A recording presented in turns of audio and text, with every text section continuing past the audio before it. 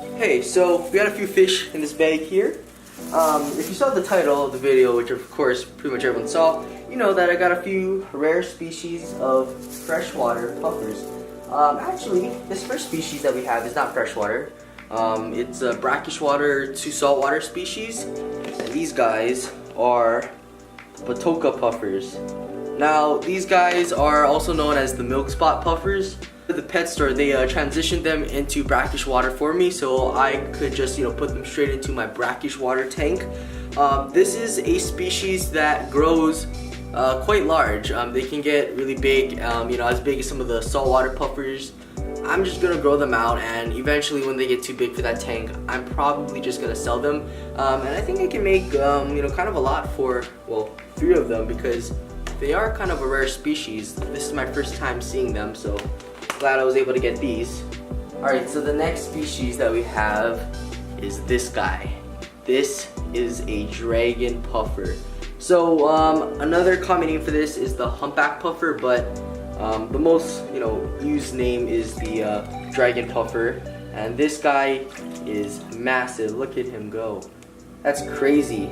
So for me, this is another rare species of puffer. I think this is my second time seeing it in person, and it's so cool. This was $60, as you can see in the price tag.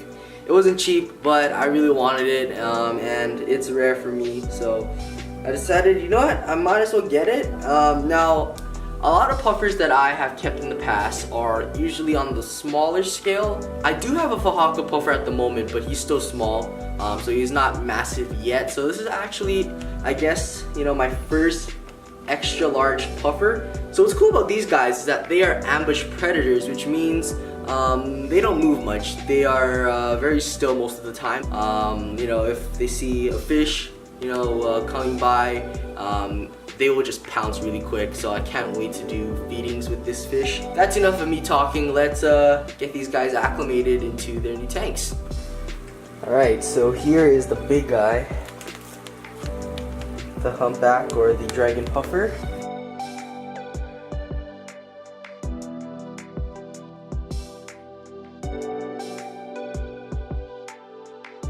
So actually, something pretty cool happened at the fish store. This guy actually puffed up. It was cool to see, but in the back of my mind, I was hoping that he wasn't stressing out too much, because puffers can stress out a lot when they do puff up. It was pretty cool to see him get so huge. He at least doubled in size when he puffed up, so he seems to be okay. His fins look pretty good, so I guess they weren't attacking each other too much at the fish store. Everything seems to be okay, so I think he's been acclimating long enough, so why don't we put him into his tank.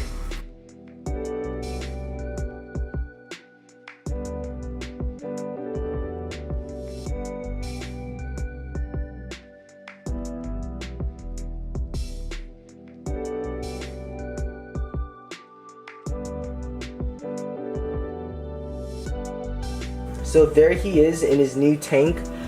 He looks good. My only concern is his belly. It does look a little thin, so I'm gonna have to fatten him up.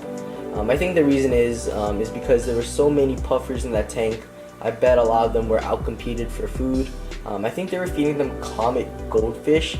I don't know if that was the best choice. I think crayfish would have been a lot better, or sometimes they have freshwater clams to feed to puffers, so I think those were better options. He's not that skinny, but I think he could eat a little more, so I'm gonna leave him overnight, gonna let him settle in. I do have some Java Fern Windelove in the tank, so he can just hide it in there. So for the milk spot puffers, if you're wondering, I'm gonna set up their tank right now. It won't be in this video, it will be in a video in the future. So if you want to see more of those guys, comment down below. I'll probably just quarantine them and then put them in the brackish tank, and I can make a video or a little update on that brackish tank if you guys are interested in that. I hope you guys enjoyed this video. If you did, make sure to leave a like. Have any more questions, comments, or concerns, just comment those down below. And yeah, I'll see you guys in the next video. Peace.